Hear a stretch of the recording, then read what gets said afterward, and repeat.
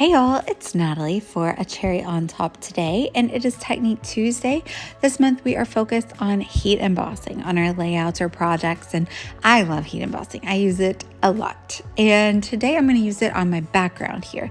So I have the Bros Amazing collection, I have these photos of my sons, and I have my Wow Embossing ink pad and these Dina Wakley palette stamps, and I'm going to do watercolor. So I'm going to first coat my paper with some clear gesso. This is some I think it's Ranger clear gesso on some textured white cardstock by American Crafts. My palette knife was a little dirty, so you can see a bit of a black streak there, but that will be covered up by the paper in the photos, so no big deal. I'm putting it all over the whole page, but a pretty thin layer here. And this is before I do anything to the page at all, just plain clear gesso first. So you can see I have clear gesso here, and the paper is a little bit textured.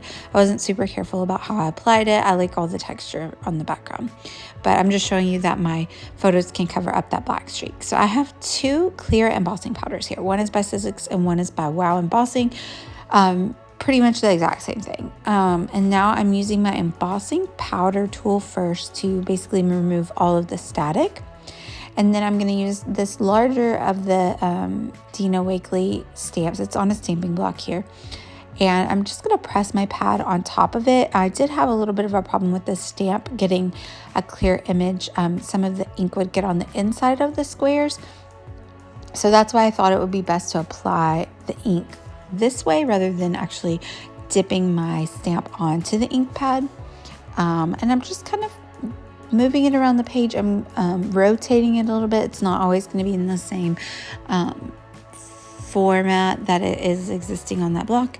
And I'm kind of leaving a few blank spaces and make it a little haphazard here on the background. But I'm stamping it all over the page with the embossing ink, and it's slow drying ink, so it will kind of stay wet for a little while, so you could do the whole background. And now I'm just sprinkling the clear embossing powder all over all of my stamped squares. So you will see some of the embossing powder kind of sticking in the middle of the squares, and I don't really know that that was necessarily because I got ink on the middle of the square. I think it might have something to do with the fact that some of the gesso just wasn't fully dry, so maybe a little bit of each. But that's when you take a dry paintbrush like you see here, and you just kind of move the powder around, and then you can kind of dust it off or blow it off, and so it will only stick to the areas that have the embossing ink and that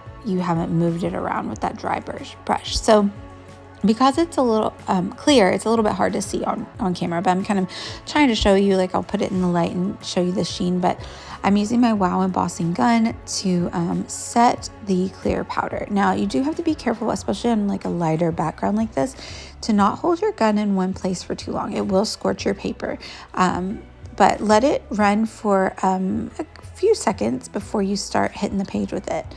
And now what will happen is when I put my watercolors on the page, the areas that are clear embossed will resist accepting the watercolor into the paper, and so you can see that these watercolors will kind of fall within the squares exactly because the resistance of the embossing powder.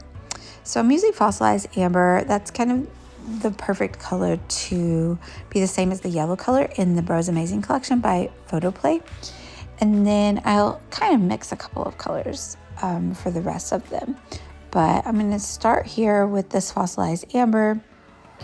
I'm kind of pouncing my brush as I apply the watercolor onto the page because I do want some splatters. So I apply the fossilized amber, and then I go with the campfire, crackling campfire, and then I add a little bit of the wild honey just because the crackling campfire was a little bit too bright, and the yellow in this collection was a little bit more mellow. So that was actually the perfect addition. And now I'm adding the orange color to the page alongside the fossilized amber color. So I'm going to pretty much fully dry these, or mostly dry these anyway, before I do my next color, which is going to be the blue. Just because these two colors, like if they blend together, it won't matter too much. But if the orange blends with the blue, they're complementary colors, so they look good together. But when they blend together, they look muddy or gray, and we don't want that. So that's why I'm going to allow these warmer colors to dry almost completely before I start applying the cool blue color. But I'm loving the way that looks. I didn't roll it up with a paper towel. So I did kind of let this all dry naturally, and that's why you see different levels of color there. In some of the pools, it was a little bit darker, and areas where there were more water is the lighter color. So now I'm trying to get the right blue that comes in this collection. I used that, what do you call it? Chipped sapphire with the speckled egg. And it was kind of dingy. Like it kind of gave me like a gray brown, and that wasn't really what I was going for. So there's where I go in with I think that's tumbled glass. Yeah, it is. And then I kind of remove the bit that's kind of gray with the chipped sapphire, and I go in with the tumbled glass, and that kind of gives me a prettier blue that is more similar to the color that's in the Bros Amazing collection. So almost done applying that. I will let that dry pretty naturally because it's pretty light, and I don't want to use a paper towel roll or anything and pull up the color. So we have it almost dry. You can kind of see the lines. You can see them a lot better, not in the photos or the video, but even if, so I'm using the clear embossing as kind of like another layer of texture on the background. It defines the squares that I was trying to keep each of my watercolors within. But it also really gives a nice sheen to the page as well. Just kind of elevates your mixed media. So now I have this Distress Oxide black ink. Sorry, it's not oxide. This is a Distress ink black ink, and it's an ink re-inker, but I was just using it to add black splatter onto my page. And then in the places where there was still a little bit of water pooled up or with the watercolors, I just kind of plonked down that black to let it kind of dissipate within those pools of color. So I picked 3 of the pattern papers from this collection as well, and I just cut strips of them in varying lengths and widths. And then I'm going to kind of create a little bit of an L design.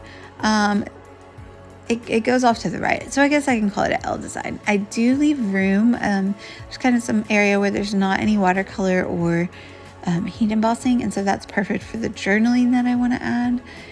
So I'm going to go ahead and commit down. Just know that when you have gesso and all this mixed media on the background, you will likely have to add a lot of adhesive.